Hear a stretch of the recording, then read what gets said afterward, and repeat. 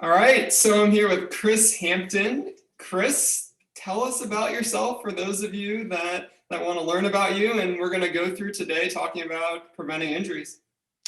Well, my name is Kris Hampton, like you said, and a lot of people have probably heard way too much of my voice because I'm the host of the Power Company podcast. And at this point while we're recording this, we're at episode 198, I think. So there are like 200 hours of me talking way too much on the internet.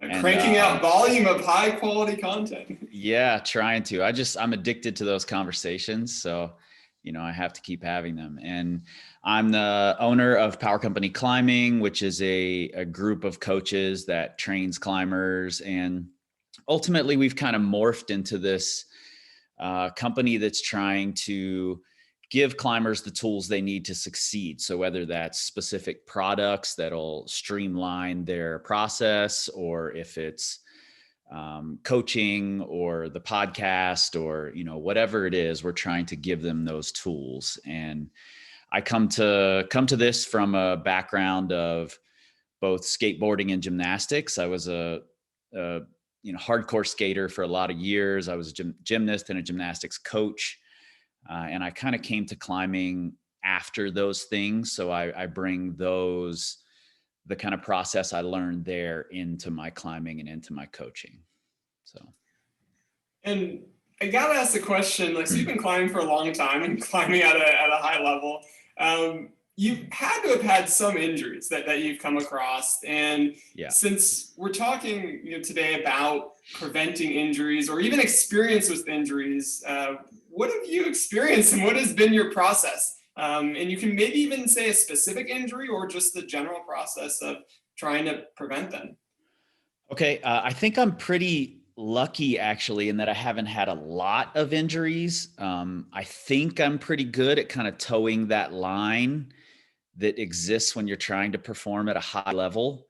But I have had some injuries. One really major injury that was exacerbated by work. I used to be a mural painter, and I spent a lot of time working on ceilings above my head and pressing really hard on ceilings for different decorative techniques.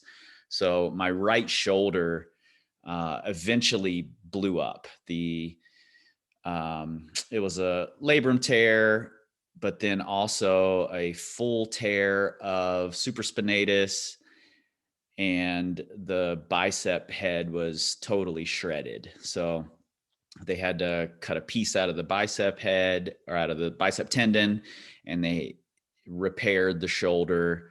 And so that was my major injury. I've had a couple of really small finger injuries. I've had some, hamstring injuries, but all small. And really the shoulder is the only thing that has entirely stopped me from climbing for any period of time. And I think that speaks to the process of dealing with injury, for me anyway, in that, number one, as soon as I start to feel those tweaks, twinges, whatever they are, I try to figure out what it is that's causing it.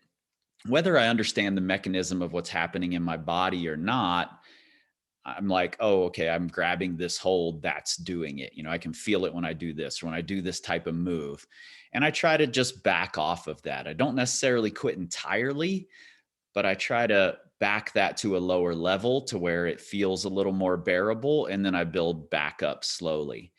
And then, with the shoulder, it stopped me for a period of time, but in that time, I found the things I could do, so that when I came back from the shoulder injury and the surgery, I ended up climbing my hardest boulders a few months after I came back to climbing. So ultimately, I came back stronger than I was before. So what did you do? Like, what did you do while you couldn't load the shoulder? I'm assuming you trained your fingers in certain positions that weren't loaded, or It was go into that. It was really fun, actually. So I got lucky. I had a physical therapist who was a climber, and she allowed me to, I was on a work-related rehab program. So I was being paid to go to the physical therapist and be off of work, which was great. And essentially is how Power Company Climbing became a company, because Oh, I had really? all this time to sit on the couch, you know? So I would go to the physical therapist and she would do the things that she could with me, you know, the manual manipulations to keep mobility and the strengthening exercises in there. And then we would have another 45 minutes in the session. And she would say, go into the weight room, you know, figure out what you can do in there. Here are the things I want you to do, but in the rest of your time, experiment, see what you can do. She trusted me as a coach to try and do that. So I came up with the things that I could do. I couldn't do anything overhead at that point, but I did realize that I could do light deadlifts. You know, I could do some things that kept my shoulder or kept my arm below my head. So I would just do that work while I could. And then gradually I got stronger up here, and I could move from deadlifts and kettlebell swings into really lightweight overhead. And along that process of strengthening the shoulder in general, I discovered that if I got on a really steep system board, that I could hold holds in front of me and just move my feet around. You know, I couldn't go overhead at all, but I spent quite a bit of time just on that board on bad holds, moving my feet and, you know, practicing my tension while on, you know, specific grips, whether they were pinches or crimps or whatever. And then when I was able to climb, it came back so fast, and I just didn't feel like I had lost much. You know, it felt like shaking a little bit of rust off, but not much at all. Yeah, and that's, I mean, to be on the systems board or anything that's like completely overhung, the huge benefit is your shoulders aren't above your head or your hands aren't above your head. Right. So you can really, you know, kind of train your fingers, and it's also shoulder stability, just in a Mm-hmm. non-aggravating position. Yeah, and I was trying really hard to, you know, stay engaged. I wasn't trying to lock my scapula back, but I was making sure I wasn't just fully, you know, letting my shoulders go. And I was trying to stay engaged and keep my tension, you know, just paying really close attention to how I was holding that tension, where I was placing my feet, the things that make a big difference in climbing that we tend to take for granted and ignore when our shoulders are super healthy and we can just jump between holds.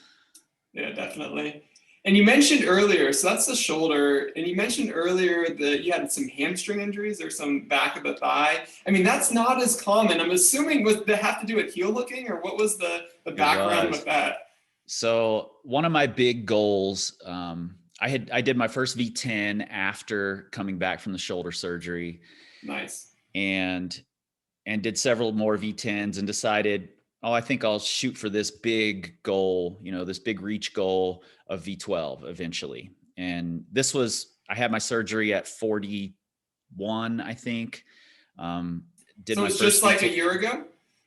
Yeah, I wish. That's a I'll flattering be comment. No, I'm just I'll kidding. be 46 this year. So, Really? Oh, yep. all right. I might be 46. I'm 46 already. I'll be 47 this year.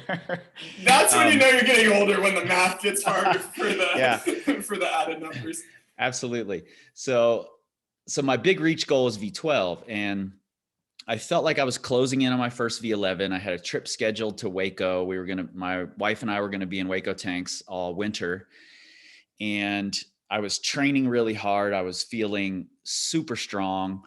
And then my last bouldering session prior to leaving, It's always the I last one before you I go. know. I just got a little overzealous, and I had been so good at disciplining myself through the whole process until that last session. I went a little too hard, did this really high heel hook, and felt something in the back of my leg pop. And the next day I could barely walk on it. And I thought, oh no, you know, I just blew this whole trip. I'm still going to go. Over the next few days, walking got easier, and I discovered I could still climb. It was just really hard to pull in with that leg. You know, that I could stabilize with that foot totally fine. I could push with it totally fine. But if I had to try to pull my body into it, no go, not on the biggest foothold. Um, So I ended up climbing my first V11 that trip, and it became a game of how can I use my leg in a way that doesn't require me to pull myself in. And I just had to change beta and work around things. And ultimately it, by the end of the trip, I could pull in, still not really well. Um, but I was able to work around it. And like I said, that's kind of been my process for every injury my entire athletic career, is figure out a way to work around it. And it's what I've seen almost every successful athlete do, unless of course it's a major traumatic injury. Yeah, and I mean, even on my end, coming from the medical perspective, like that's a huge deal of being able to still be on the climbing wall, still do your movements, be conscious about modifying. Yeah. But I mean, I see so many times climbers just cut it. They have an injury and they're off the wall, and it comes back. It's a lot harder to build back when you've lost that time. For sure. And as something that I've seen in the research in the past few years is that our tendons sort of revert back to a baseline. Whatever we're loading them with is what they tend to revert back to. And I think just, by loving the sport so much, whatever it is, and wanting to do it so badly that you're going to find ways to work around it, you're continuing to load the tissue in a way that keeps it strong for when you're back at full strength. Yeah, definitely. So I guess we'll transition to some advice, some general advice. And I'm sure that you've done, because I've seen your rehab tools that you travel with and everything. Yeah. I'm sure that you do things to, for preventative aspects, or the goal at least to prevent certain injuries, or maybe stay mobile or stay strong. What are your go-tos? Like, what are the exercises that you do that you're for yourself, that you're just psyched on, that you do more frequently than others? Yeah. So the things I would say that I use as, a way to avoid injury are going to be more like strength training. I'm a big proponent of general strength training. To a point, I think it can go too far and become its own thing. But I do like to feel strong and feel resilient. So often when I'm on a road trip, I take a couple of kettlebells with me, and I'll do some workouts that, especially pressing exercises, hinge patterns, things like that, that just allow me to continue to feel strong. Um, that's what I would say I do to avoid injury. I do carry some things like lacrosse ball and a foam roller. Um, those, I think, for me anyway, they feel more like they just make me feel good and ready to move better. Um, when I'm, my hips and my hamstrings over the years have gotten ridiculously tight and immobile from sitting in chairs like I'm doing right now. Um, and sitting in a car, driving to and from jobs all the time when I was a mural artist. Um, and for me, the foam roller and the lacrosse ball help me feel like I'm moving better. Whether that's actually the case, I have no idea, but because it makes me feel that way, I'm going to continue doing it. There's no time cost for me. It's a 5 or 10 minutes before I get going. So it doesn't take much time, and it makes me feel like I'm more prepared. So for me, that's a win. And then what if you're, let's say, traveling by flight? Because if you're driving in the van, it makes sense. You can have the kettlebell. But what if you're flying? Is there any tips or ideas to maintain strength, but without having heavier apparatus? For strength, I can do, when I was a gymnast, we did a lot of just body weight strength training. Um, and I'm a firm believer that you can absolutely get very strong with body weight strength training. I've seen it happen over and over and over. Um, so by, having a general strength routine that I can do daily or every couple of days, just to feel better goes a long way for me. Yeah, and I guess you can use your body weight for almost anything, and Yeah. we have a lot of muscular resistance in some of our agonist muscles, so we can even use that as a challenge as we strengthen some of the stabilizers and in the back of our body. Yeah, Um, absolutely. so what about movement? Because that's something I'm always fascinated. You're an expert on climbing movement. I love talking to you, back and forth and learning and talking shop. And I want to spend a little bit of time talking about climbing movement and not necessarily XYZ leads to injury, etc., but more like common errors that you see in movement that, with climbers that maybe make them so they can't perform a certain way, and maybe a tweak that you change to say, oh, now I can reach that hold, or now I can, unlock this problem. And maybe some general tips, kind of starting broad on climbing movement that you can kind of give. And we'll kind of open that can of worms. Sure, sure. It can go a lot of different directions. The first big kind of broad tip I would suggest is that the vast majority of climbers aren't using their lower body as well as they could. Specifically because we've moved into this, like, what appears to be a more jumpy, more dynamic style. Especially with kind of indoor comp related Yeah. style. Yeah. Yeah. And in reality, that level of that comp style climbing probably requires you to be even better on your feet and better with your lower body, but it looks like you're just using your upper body.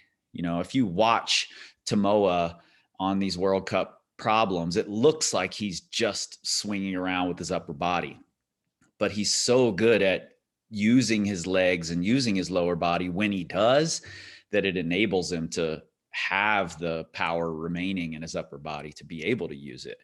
And I think that's where a lot of us are falling short, both in that style of climbing and just in general outdoor climbing. In the climbing gyms across America, footholds are generally gigantic, and you can just flop your foot anywhere on it and you're going to have enough purchase to use it. So we lose the precision there. And then we've gotten so used to doing these jumpy dynamic movements that we end up forgetting that driving off small feet and holding that tension is a big part of success climbing outside. And, if you watch the best climbers outside, it's incredibly rare you're going to see their foot just blow off of something. Extremely rare. But if you go watch a bunch of intermediate climbers on a boulder, that's the thing that happens most often. They fall off because their feet are just blowing off the wall, skidding off the wall. And for some reason, we're not making that connection. So not many people are spending a lot of their time, the majority of their time, working on how they stand on their feet, how they drive through their legs, how they use their hips in their movement. It becomes more about their shoulders and their upper body. So what are some kind of go-to drills, some kind of quick hits for improving footwork that climbers can utilize? Are there any drills that you use with your clients? Yeah, for sure. So I think ultimately I kind of have to preface this by saying it all comes down to how you practice. There's this big idea of 10,000 hours makes you a master, which isn't entirely true. It's more about the way that you practice and how deliberate you are in that practice. And by just putting our focus, our attention on our footwork, how much am I driving through my legs, and then trying to improve it over time, we'll get better at it. It takes some really deliberate attention, and it might look funny in the commercial gym. People might look at you and be like, why are you climbing these easy problems over and over? Because you're learning to put your attention into your footwork. And then you can take that to a higher level climb, something that's moderate for you, maybe even hard for you, depending on how good you've gotten at it. And you'll still be able to keep your attention there. The trouble is we want to jump to those hard boulders faster, and we get there, and then we're so overwhelmed. There's so much input coming at us. I have to hold this bad hold, and I have to, this hold's so far away, and I'm going to swing off, and I need to think about my tension while I'm swinging, that we just forget about the footholds. So we have to learn to be able to keep our attention there until it becomes automatic, which takes quite a bit of time. That's where you see the Jimmy Webbs and the Daniel Woods. They're so good at keeping their feet on and keeping that tension because it's automatic for them. They spend a lot of time with their attention there. Now it's automatic, and they don't have to think about it throughout the entirety of a move. And for attention, is it just this awareness? Is it like eye contact to like always look at the feet? Is it, choose I think it's like all those things, there's so many little parts of it to kind of key into. And in different moves, there might be a different tag you pull on, a different cue that allows you to not have to think about the rest of the move and just this one little thing. So we have a drill called rooting, that we just think about trying to put your weight through your feet, and you'll climb a problem a couple of times, really just focused on your feet, just focused on putting your weight through those feet as much as you can. And you'll do that over time on gradually harder and harder boulders until it starts to become more and more automatic for you.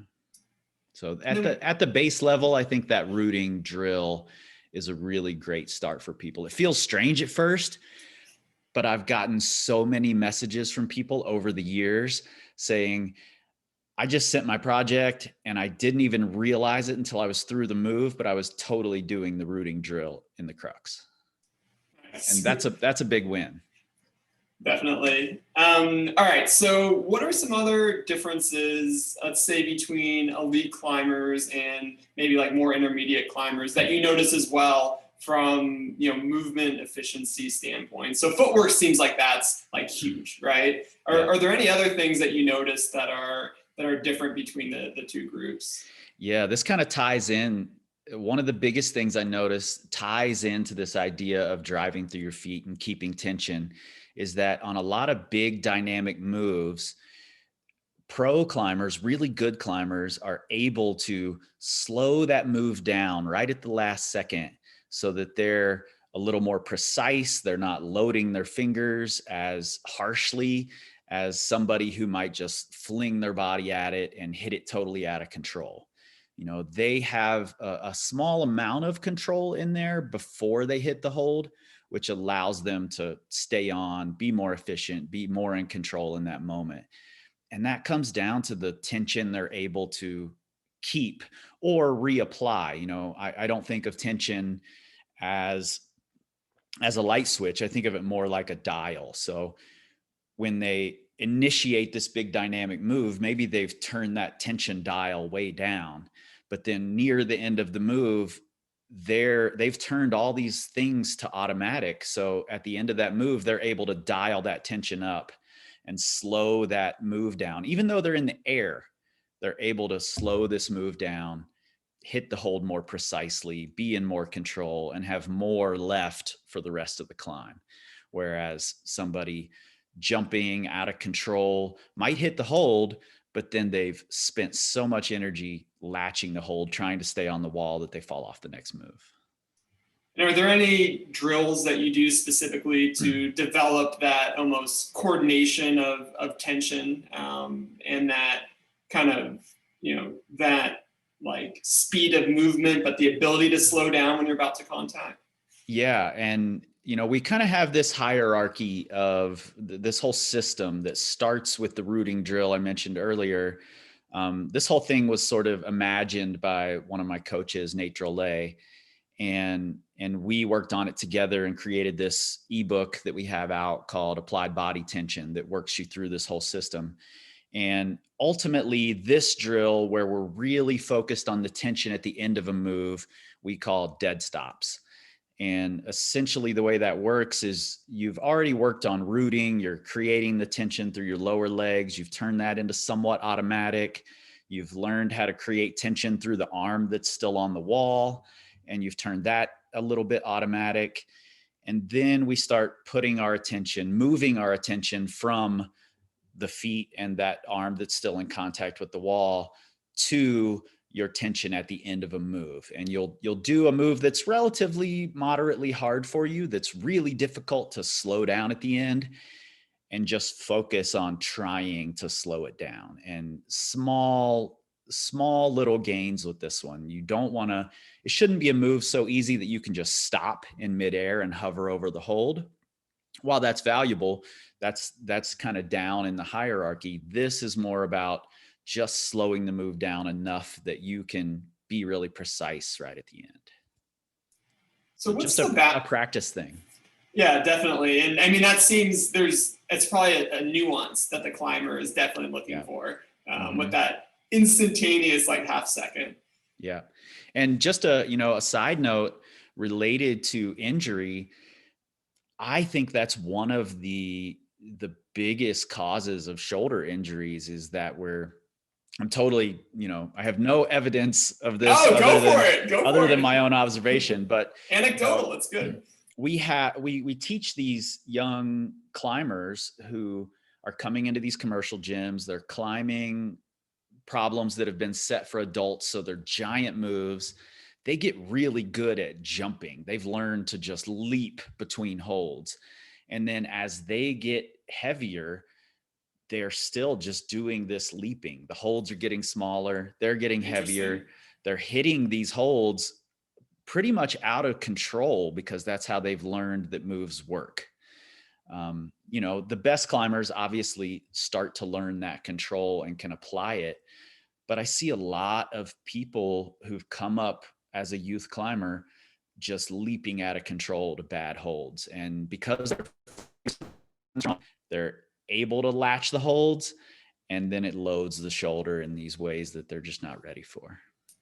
Interesting. Yeah, definitely. And I'm sure too, I mean, when you're 90 pounds and then you gain, you gain another 50, 60 pounds, that as you mentioned, that added weight, added load, probably additional to the shoulder, also the fingers too, is, with trying to contact. So here's a challenge, I guess. Where do you draw the line? Because climbing is intuitive. You should, at certain times, like shut off your brain and just climb and feel it, even if you're challenging yourself. And then there's drills, and then there's just like checking in with your body, right? Where do you draw the line, and like how do you put this all together? Because I definitely know I work with an injured population, and I know that a lot of them are checking in too much when they're climbing. They're thinking too much about all these different factors, and I have to just tell them, let it go, just climb. And then there's the other end of the spectrum of climbers who are not listening to their body. They just keep having these repetitive stresses over time. Where does all this fit in? And then how do you fit drills in to this kind of process? Yeah, that's a really good question. I'm glad you asked it. And I'm sort of harping on the people who don't pay attention. I do that a lot because it's the thing that I'm trying to address to improve you as a climber. But I just as often see the people who get way too in the weeds and, spend too much time thinking, like you say. So we kind of have a session structure that we follow that I think allows people to move through all these different levels in one session, and lets them see how the different levels of thought and the different types of process work. And then they get better over time at applying those to real life situations. So when we're just warming up, one of the first drills that I always put into a plan is just a mobility check-in on the wall. You've done your kind of movement prep on the ground, you get on the wall on easy terrain, and you're just checking in with how moves feel. You're moving on easy climbing. If that day you're planning on projecting something with big drop knees, then you should be doing some, progressively bigger drop knees in this kind of on the wall mobility check-in, and just seeing how you're moving. Then we'll move into specific drills where we're trying to put our attention in specific places. And as soon as you're off the wall, trying to reflect on what just happened on the wall and try to improve it on the next go, on pretty easy terrain. We're still warming up here. So we're able to put all of our energy toward that thought process and that reflection and that being aware of what's happening while we're on the wall. The terrain isn't so difficult that we have to put all of our attention toward holding this hold, right? Then after that, we'll get to progressively harder climbing. And then once we're on to like mini projects or something like that, we'll completely remove the idea of drills. Ideally, some of that awareness that you've been practicing in your drills carries over to your projecting, which speeds up your process. But my cue for people when they're projecting are simply just tactics and cues.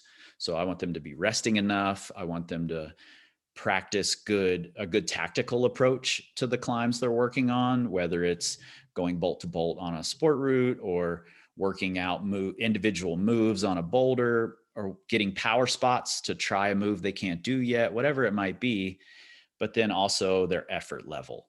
So we try to move them through all those places, and drills almost always happen. There are some exceptions, but almost always happen at a pretty low to moderate level of climbing. So once you're onto the hard stuff, forget about the drills and just let what you do automatically take over. And that's kind of the recipe you've developed over time. I'm sure with like personal experience and then Yep. with all the different clients that you've worked with. Yeah, absolutely. And I think it probably, for me, comes from gymnastics. It's a similar structure to the way we worked with gymnasts, where we want to get them to a place where a lot of these skills are automatic. And then when they're in their routine, they're not thinking about the mechanics of how to do this. They're just letting it happen. And there's definitely a switch that has to happen from I'm being really aware, I'm thinking a lot, I'm focused on the mechanics, and I'm just going to let it happen. And I think that's a practiced thing over time too. So it seems like in the gym environment, I mean, that's very easy to set up. There's so many different, varieties of routes that are right next to you, and you yep. can, you can really focus on if your drills involve certain techniques. Are there any tips when someone's outdoor cragging or, doing some outdoor bouldering and there's really not that much around, for maybe someone's on the route next to you and that's the only other route of that grade in the area? Any tips you have for climbers either to get prepared, to climb or to go through this kind of sequence of, warming up on the ground, doing drills, etc.? Yeah, absolutely. And I think it differs for sport climbers versus boulders. Definitely. And maybe trad climbers may be a whole different. Yeah. Totally. Yeah. But ultimately, what I think it comes down to is most of us go outside with a goal in mind. Like we want to either project this thing or we want to get a bunch of volume in or whatever it might be. Projecting is probably the harder thing to warm up for and be prepared for. So I'm going to focus on that.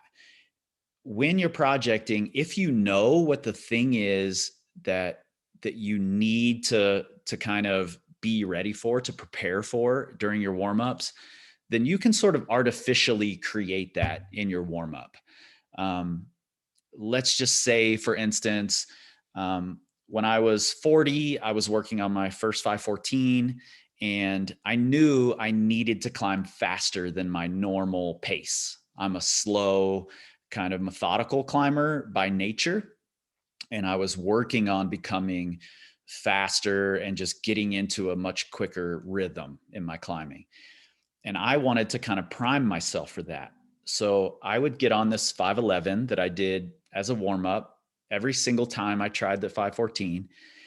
And rather than climb it like I would normally, if I were just trying to climb the 511, there were a few key holds I would skip. There were big moves I would make because I knew I would be making these big moves on the 514. And I would climb it really fast, no chalking up, and I would find this rhythm in it. And I learned that if I could get myself into that really quick rhythm on this 511, then it carried over to that 514 for me.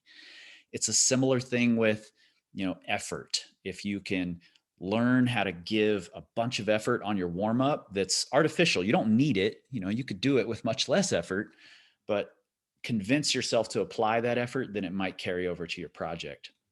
If it's a hold type, if your project has tiny little crimps and you need to get warmed up for it, you can absolutely not hog the jugs. You can, crimp the edges of the jugs to get your Oh, fingers warmed interesting. up. Yeah. You can artificially make your warm-ups a little harder to be able to prepare for your project. And then if you're a sport climber, obviously you can go bolt to bolt on your project, and then you get a really specific warm-up, or do it in sections. Same with a boulder. I'll often, if the top out of a boulder is easier and the crux is lower, I'll do the top out a few times. I might do the crux move and go to the top, and then I'll try it from the bottom. So I'll do sections or specific moves on the project to get completely and more specifically warmed up for that project. And then it gets my mind in the right space and gets my body ready to do the things it needs to do. Yeah, it's interesting. I never really thought of like, you can be on a really easy route, but just not fully grasp the holds, or you can just repeat sections of a route. Yeah. Or you can use all the no chalk holds, you can turn a 511 into a 514 pretty quickly by using, bad beta. So, why not just apply this sort of artificial difficulty to your warm-ups as needed? Yeah, I guess maybe you can put sunscreen all over your hands to just not on a route someone else is going to climb. I was going to say that may not be so good for whoever's going up next. Yeah. All right. So we talked about kind of your personal injuries, ones that you've had. Talked about what you do, for when you travel and to prevent injuries and to get stronger. And almost to feel like ready to climb. Talked about movement, the differences of efficiency between high level climbers and maybe more, beginner moderate climbers. And then talked about really how to kind of get warmed up at the crag and how to kind of prepare and some drills, that climbers can do. So kind of in closing or kind of putting it all together, is there any advice that you can give? And this is pretty general, this is pretty open-ended, but for climbers to have a long career, to continue climbing, I mean, you've been climbing for a large number of years, and the majority of them you've been pretty injury-free, or you've been able to, at least if you've had an injury, you've been able to manage and continue climbing. So any kind of closing words, tips, or tricks that you can kind of pass on? For sure. This is something I've thought a lot about because I have clients who have been climbing 2 or 3 years and are just totally riddled with injuries all the time, and I started this whole conversation out by saying I've been lucky in that I haven't had a lot of injury, but I also think there's a lot of, a lot of it's not luck. A lot of it is that I have, and this is, the advice that I would give is to not, you should definitely listen to the body, and you should acknowledge that you've had an injury, but you certainly shouldn't ignore it, and you shouldn't let it completely stop you. Both of those things, I think, end up in either a worse injury or just this repeating cycle of, okay, I've rested a long time. Now I'm going to come back to climbing, and oh, look at that. I just did the exact same thing to my finger that I did 6 months ago. I've seen that cycle play out over and over. So for me, I think it's find what you really enjoy and you really love about climbing and movement, and focus on that thing for a while trying to work around whatever injuries it is that you might have at the time. I've seen very few injuries that we can't find a way to work around, find a way to have fun, find a way to improve other skills that don't require the use of whatever it is that you've injured as heavily, as that particular project might.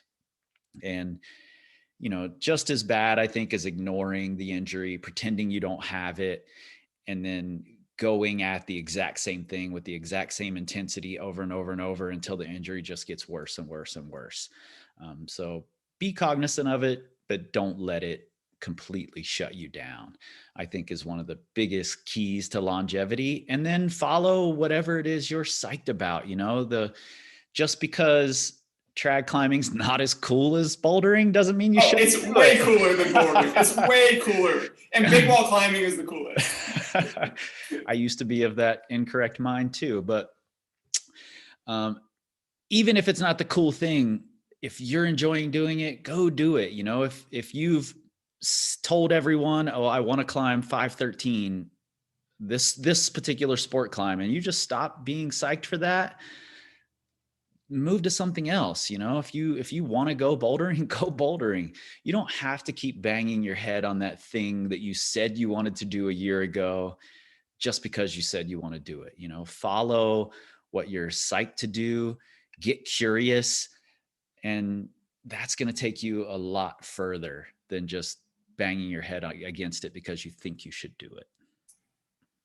Great advice.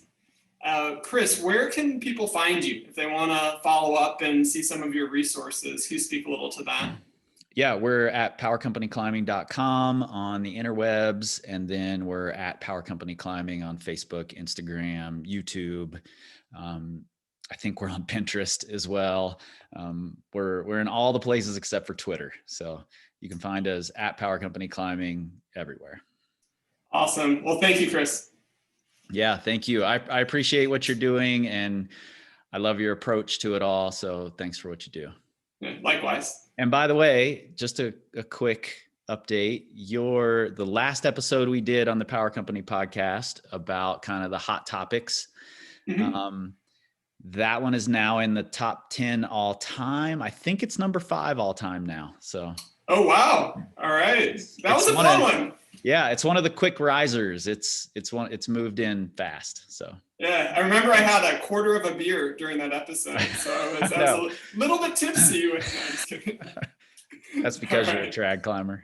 Nice. All right, take care, Kris. Thanks, Jared.